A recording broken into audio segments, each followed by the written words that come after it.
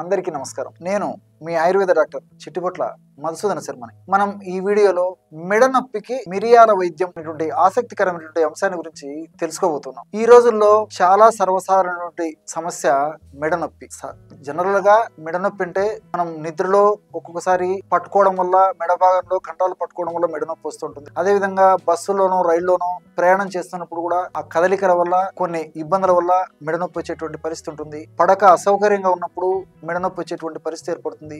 ఇవన్నీ ఎప్పుడో ఒకసారి తెరైతేటువంటివి. కానీ దైనందిన జీవితంలో మనకు తెలిసి చేసేటువంటి పొరపాట్ల వల్ల ఈ మెడ నొప్పి సమస్య వచ్చి దీర్ఘకాలం పాటు వేధించేటువంటి పరిస్థితి కూడా ఏర్పడుతూ ఉంటుంది. మరి ఈ మెడ నొప్పి సమస్య ఆధునికంగా 100లో ఎక్కువ శాతం మందిలో కారణం ఏంటంటే ఈ మెడ నొప్పి సమస్యకి కంప్యూటర్ సిస్టమ్, అంటే కంప్యూటర్ ముందర లేకపోతే ల్యాప్టాప్ ముందు కానీ సిస్టమ్ ముందు కానీ సమాంతరంగా కాకుండా ఆ యొక్క స్క్రీన్ పైకి కిందికి ఉండేటట్లు పెట్టుకుని చూసడము, ఆ వర్క్ చేయడం వల్ల ఈ మెడనొప్పి వస్తూ ఉంటుంది. ఇది నాణ్యానికి ఒకవైపే. కానీ ఇంతకంటే ఎక్కువ శాతం మందిలో, అంటే దాదాపు 100లో 90% మందిలో కూడా మరొక కారణం వల్ల ఈ యొక్క మెడనొప్పి వస్తూ ఉంటుంది. అంటే సెల్ ఫోన్ వినియోగం. ఈ సెల్ ఫోన్ ను చాలా మంది బిజీ షెడ్యూల్ లో భాగంగా భుజానికి చెవికి మధ్యలో, అంటే మెడని భుజం వైపు ఆనించేసేసి భుజానికి చెవికి మధ్యలో సెల్ ఫోన్ పెట్టుకుని సంభాషణ చేయడం చాలా మందిలో జరుగుతూ ఉంటుంది. ఇది ఎక్కువ మందిలో ఈ మధ్య కాలంలో మెడనొప్పికి కారణభూతంగా ఉంటుంది. దీనికి తోడు మెడ భాగంలో ఇన్ఫెక్షన్స్ రావడము, మెడ భాగంలో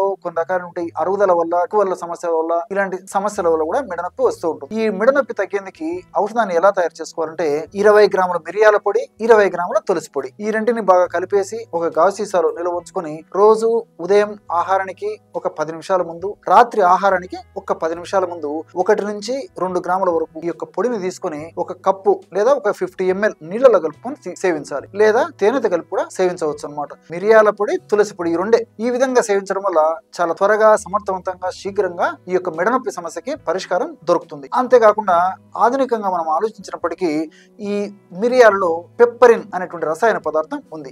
ఈ పెప్పరిన్ అనేటువంటి రసాయన పదార్థం మెడ భాగంలో రక్త సరఫరా బాగా చేసేసి, మెడ భాగంలో పోషకాంశాలను బాగా అక్కడికి పంపించేసేసి, మెడ భాగంలో నొప్పికి కారణభూతమైనటువంటి వివిధ అంశాలను నిర్వీర్యం చేసి నొప్పి తగ్గేందుకు హేతుభూతం అవుతుంది అనమాట, అంటే సహకరిస్తుంది. అట్లే తులసి గురించి ఆలోచించినట్లయితే తులసిలో యూజినాలు, అదే విధంగా రోజ్వానిక్ యాసిడ్, ఎపిజెనిన్ అనేటువంటి రసాయన పదార్థాలు ఉన్నాయి. ఇవన్నీ కూడా యాంటీ ఇన్ఫ్లమేటరీ ఏజెంట్ గా పనిచేస్తాయి అన్నమాట. అంటే నొప్పి అనేటువంటి పరిస్థితి ఉన్నప్పుడు ఆ భాగంలో ఇన్ఫ్లమేషన్ అనేటువంటి ప్రక్రియ జరుగుతూ ఉంటుంది. ఆ ఇన్ఫ్లమేషన్ ప్రక్రియ జరుగుతున్నప్పుడే మనకి ఈ పోటు, బాధ, సలుపు, అసౌకర్యము ఇలాంటివన్నీ కూడా కలుగుతుంటాయి అన్నమాట. మరి ఈ యొక్క తులసిని మనం ఈ పద్ధతిలో వాడుకోవడం వల్ల ఆ ఇందులో రసాయన పదార్థాలు ఇన్ఫ్లమేషన్ ను తగ్గిస్తాయి. ఇన్ఫ్లమేషన్ తగ్గిస్తే ఆ ఇన్ఫ్లమేషన్ తగ్గడం వల్ల హానికారకమైనటువంటి పదార్థాలు ఉత్పత్తి తగ్గిపోతుంది, వాటి యొక్క పనితీరు కూడా తగ్గిపోతుంది. కాబట్టి మనకు నొప్పి లేకుండా ఉంటుంది. అంతేకాకుండా లిలిలోనిక్ యాసిడ్ అనేటువంటి ఈ యొక్క పదార్థాలు కూడా ఈ తులసిలో ఉంటాయన్నమాట. ఈ యొక్క పదార్థాలు రక్త ప్రసరణను బాగా చేస్తాయి. ఏ విధంగా అయితే మిరియాలు అనేటువంటి పెప్పరిన్ అనేటువంటి పదార్థము రక్త ప్రసరణను